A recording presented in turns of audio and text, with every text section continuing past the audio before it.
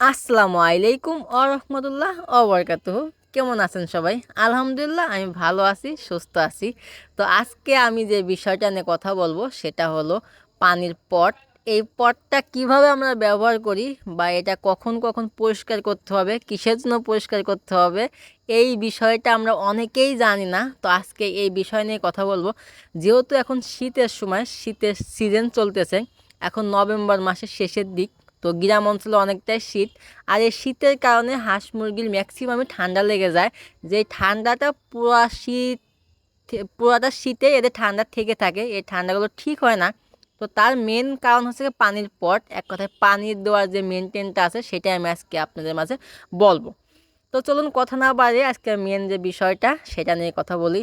তো আমার এখানে দেখতে পাচ্ছেন আমি পানির পটে অলরেডি পানি দিয়ে দিয়েছি। আচ্ছা, এই পানির পটে যে আমরা পানিটা দেই, এখন শীতের সময় একটু মাথায় রাখতে হবে পানিটা ঠান্ডা হয়ে যায়।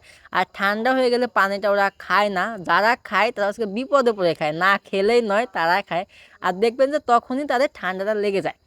তো আমি অনেকেই দেখছি তারা সকালে পানি দিয়ে রাখে, ওটা সকাল যে দুপুর রাত এবং তার পরের দিন সকালে যায় সেটা চেঞ্জ করে।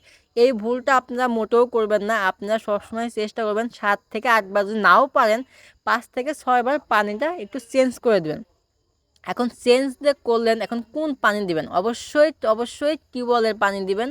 ট্যাঙ্কির পানি ব্যবহার করবেন না, কারণ ট্যাঙ্কির পানি আরও বেশি ঠান্ডা থাকে।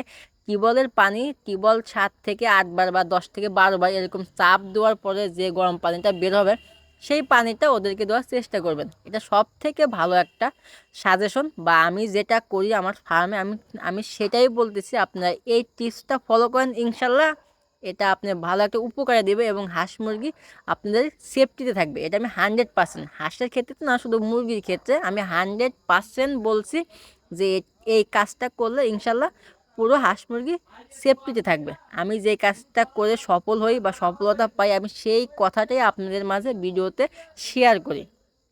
তো আজকের কথা মানে আজকের ভিডিওটা আর বেশি বড় করব না, এটাই ছিল।